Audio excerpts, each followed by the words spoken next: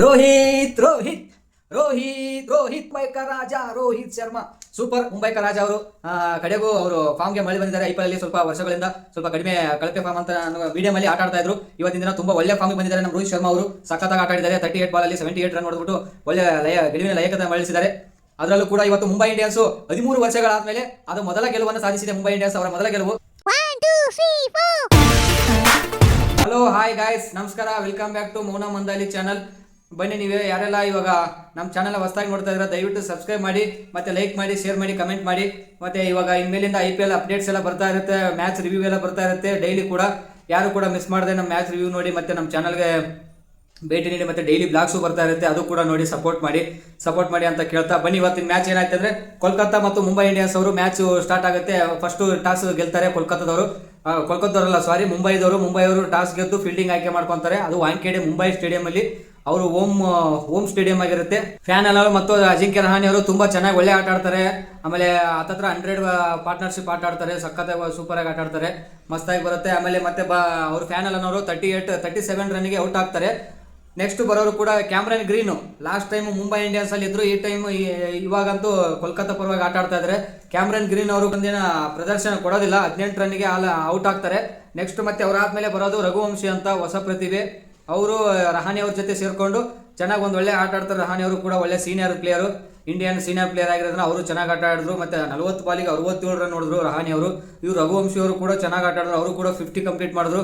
ಮತ್ತೆ ನಿಮಗೆ ಗೊತ್ತಿದೆಯಲ್ಲ, ರಿಂಕು ಸಿಂಗ್ ಅವರು, ಛೋಟಾ ಬಾಯಿ, ಅವರು ಕೂಡ ಒಳ್ಳೆ ಆಟ ಆಡಿ ಅವರು ಬಂದಿದ್ರಲ್ಲಿ 33 ರನ್ 21 ಬಾಲಿಗೆ ಚೆನ್ನಾಗಿ ಒಳ್ಳೆ ಸ್ಟ್ರೈಕ್ ರೇಟಲ್ಲಿ 151 ಸ್ಟ್ರೈಕ್ ರೇಟಲ್ಲಿ ಆಟ ಆಡಿದ್ರು. ಇದೇ ಥರ ಲಾಸ್ಟ್ 4 ವಿಕೆಟ್ ಕಳ್ಕೊಂಡು ಕೋಲ್ಕತ್ತಾದವರು 220 ರನ್ ಹೊಡೆದ್ರು. 221 ಟಾರ್ಗೆಟ್ ಕೊಟ್ಟರು ಮುಂಬೈ ಅವರಿಗೆ. ಇದರಲ್ಲಿ ಹಾರ್ದಿಕ್ ಪಾಂಡ್ಯ ಮುಂಬೈ ಅವರ ನಾಯಕ 1 ವಿಕೆಟ್, ಮತ್ತೆ ಶಾರ್ದುಲ್ ಠಾಕೂರ್ ಅವರು 3 ವಿಕೆಟ್ ಪಡ್ಕೊಂಡ್ರು. ಮತ್ತೆ ಬೂಮ್ರಾ ಅವರು ಯಾವುದೇ ವಿಕೆಟ್ ಪಡ್ಕೊಳ್ಳಿಲ್ಲ. ನೆಕ್ಸ್ಟ್ ಬ್ಯಾಟಿಂಗ್ ಬರ್ತಾರೆ. 221 ಚೇಸ್ ಇರುತ್ತೆ, ಮುಂದೆ ಸ್ಕೋರ್ ಬೋರ್ಡ್ ಅಲ್ಲಿ ಕಾಣಿಸ್ತಾ ಇರುತ್ತೆ. ಅದನ್ನ ನೋಡ್ಕೊಂಡ್ ಬಂದಂತ ನಮ್ಮ ರೋಹಿತ್ ಶರ್ಮಾ ಅವರು ಎಂದಿನಂತೆ ಸ್ಫೋಟಕ ಬ್ಯಾಟಿಂಗ್ ರೆಡಿ ಆಗ್ತಾರೆ, ಸ್ಫೋಟಕವಾಗಿ ಆಟ ಆಡ್ತಾರೆ. ಪವರ್ ಪ್ಲೇ ಅಲ್ಲೇ ಬರುತ್ತೆ, ಒಂದು 78-80 ರನ್ ಬರುತ್ತೆ. 6 ಓವರಲ್ಲಿ ಪವರ್ ಪ್ಲೇ ಅಲ್ಲೇ ಒಳ್ಳೆ ರನ್ ಬರುತ್ತೆ. ಅವರು ಕೂಡ 140 plus 130 plus 140 plus opener partnership ಆಟ ಆಡ್ತಾರೆ. ರಿಕಲ್ ಟನ್ ಅವರು ಮತ್ತೆ ರೋಹಿತ್ ಶರ್ಮಾ ಅವರು. ಇದು ಮೊದಲ ಬಾರಿ ಅನ್ಸುತ್ತೆ ಓಪನರ್ ಆಗಿ ಇಷ್ಟೊಂದು ರನ್ ಬಂದಿದ್ದು ನಮ್ಮ ಮುಂಬೈ ಇಂಡಿಯನ್ಸ್ ಪರವಾಗಿ. ಒಳ್ಳೆ ಆಟ ಆಡಿದ್ರು ರೋಹಿತ್ ಶರ್ಮಾ ಅವರು, ಸಖತ್ತಾಗಿ ಆಟ ಆಡಿದ್ರು. ಅವ್ರದ್ದು ಆಟ ನೋಡ್ತಾ ಇದ್ರೆ ಒಂಥರ ಮಜವಾಗಿರುತ್ತೆ. ಅವ್ರು 6 ಆಗಿರ್ಬೋದು. ಆಮೇಲೆ ನಾನು ಕೂಡ ಅದು ಸಚಿನ್ ತೆಂಡೂಲ್ಕರ್ ಅವ್ರದ್ದು, ನೀವು ಇದರಲ್ಲಿ ತಮ್ಮೇಲೆ ಬಂದಿದೆ, ಅದನ್ನ ನೋಡಿದ್ರೆ ಸಚಿನ್ ತೆಂಡೂಲ್ಕರ್ ಅವ್ರ ಸ್ಟೈಲ್ ಅಲ್ಲಿ ಈ ತರ ನಿಂತಿದ್ದಾರೆ, ಹಿಂಗೆ ಹೊಡೆದ್ಬಿಟ್ಟು ಸ್ಟ್ರೈಟ್ ಅಲ್ಲಿ ಸಖತ್ತು ಒಳ್ಳೆ ಆಟ ಆಡಿದ್ರು. ರಿಕಲ್ ಟನ್ ಅವರು ಕೂಡ ಸೂಪರ್ ಆಗಿ ಆಟ ಆಡಿದ್ರು. ರಿಕಲ್ ಟನ್ ಅವರು ಕೂಡ 43 ಬಾಲಲ್ಲಿ 81 ನೋಡಿದ್ರು. ಮತ್ತೆ ಇವರು 38 ಬಾಲಲ್ಲಿ 78 ರನ್ ಹೊಡೆದು ಔಟ್ ಆದ್ರು ರೋಹಿತ್ ಶರ್ಮಾ ಅವರು ಕ್ಯಾಚ್ ಕೊಟ್ಟು.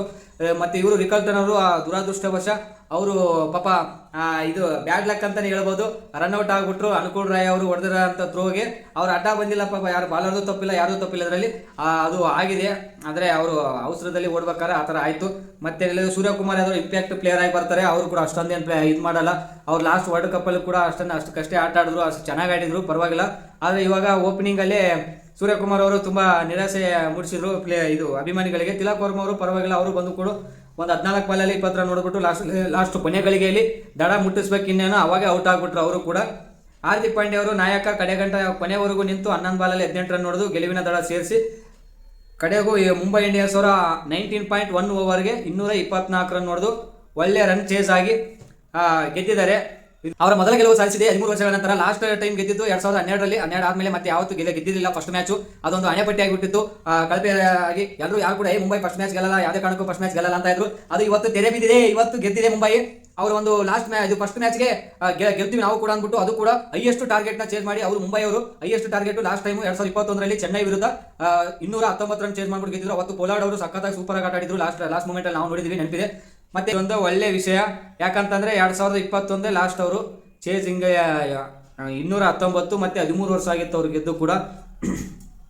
ನೋಡಿ, ಇವರು ಮುಂಬೈ ಇಂಡಿಯನ್ಸ್ ಅವರು ಗೆಲ್ಲಲ್ಲ ಅಂತ ಹೇಳ್ತಾ ಇದ್ರು. ಸೂಪರ್ ಸಂಡೇ ಮ್ಯಾಚು ಮುಂಬೈ ಅವರು ಗೆದ್ದಿದ್ದಾರೆ, ಸೂಪರ್ ಆಗಿ ಗೆದ್ದಿದ್ದಾರೆ ಮುಂಬೈ ಇಂಡಿಯನ್ಸ್. ನಾವು ಕೂಡ ಮೊದಲು ಮುಂಬೈ ಇಂಡಿಯನ್ಸ್ಗೆ ಸಪೋರ್ಟ್ ಮಾಡ್ತಿದ್ವಿ, ಇವಾಗ ಕೂಡ ಮಾಡ್ತೀವಿ, ಮಾಡಲ್ಲ ಅಂತಲ್ಲ. ನಮ್ಮ first team RCB, next team Mumbai. ಅದರಲ್ಲಿ ನಮ್ಮ ರೋಹಿತ್ ಶರ್ಮಾ ಅವರು ಇದ್ದಾರೆ, ಅದಕ್ಕೋಸ್ಕರ ರೋಹಿತ್ ಶರ್ಮಾಗೋಸ್ಕರ ನಾವು ಫಾಲೋ ಮಾಡ್ತೀವಿ ಮುಂಬೈ ಇಂಡಿಯನ್ಸ್ನ. ತುಂಬಾ ಖುಷಿ ಆಯ್ತು ಮುಂಬೈ ಅವರು ಫಸ್ಟ್ ಗೆಲುವು ಸಾಧಿಸಿದ್ದಾರೆ 13 ವರ್ಷ ಆದ್ಮೇಲೆ. ಇದು ವಿಡಿಯೋ ಇಷ್ಟ ಆಗಿದ್ರೆ ಮತ್ತೆ ವಿಡಿಯೋಗಳು ಬಿಡ್ತಾ ಇರ್ತೀವಿ. ಇದೇ ಫಸ್ಟ್ ಟೈಮ್ ನಾವು ಲೈವ್ ಮಾಡ್ತಾ ಇರೋದು. ದಯವಿಟ್ಟು ಯಾರಿಗೆಲ್ಲ ಇಷ್ಟ ಆಯ್ತು ಸಬ್ಸ್ಕ್ರೈಬ್ ಮಾಡ್ಕೊಳ್ಳಿ. ಮತ್ತೆ IPL ಅಪ್ಡೇಟ್ಸ್ ಬರ್ತಾ ಇರುತ್ತೆ, ಡೈಲಿ ಕೂಡ ಆಗ್ತಾ ಇರ್ತೀನಿ ವಿಡಿಯೋಸು. ದಯವಿಟ್ಟು ಯಾರಿಗೆಲ್ಲ ಇಷ್ಟ ಆದರೆ ಲೈಕ್ ಮಾಡಿ, ಸಬ್ಸ್ಕ್ರೈಬ್ ಮಾಡಿ, ಕಮೆಂಟ್ ಮಾಡಿ. ಶೇರ್ ಮಾಡಿ. Thank you so much. ಇದೇ ಥರ ವೀಡಿಯೋಗೋಸ್ಕರ ನಮ್ಮ ಚಾನಲ್ನ ಸಬ್ಸ್ಕ್ರೈಬ್ ಮಾಡ್ಕೊಳ್ಳಿ ಮತ್ತು ಬೆಲ್ ಐಕಾನ್ ಪ್ರೆಸ್ ಮಾಡಿ. Thank you so much. Good night. Have a nice day.